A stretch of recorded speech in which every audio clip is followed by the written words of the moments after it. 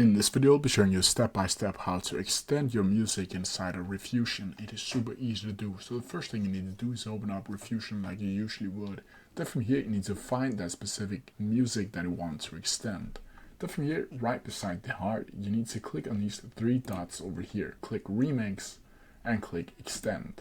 Then this page should be popping up where you can add lyrics if you want to do that. But you need to be aware of the remix over here. Here you can either make a cover or imagine a new version. You can extend it or replace it. You can also swap vocals or swap sound if you want to do that. But for this example, I'm going to extend this music. Then from here, you can see here that you can either drag this out for where you want to start the extending, and you can also go over here and select that specific part or time of the music. Then from here, you simply need to click Generate down here. Then Riffusion is gonna give you two extended version of that song. And as you can see here, it's called Serenity Extended.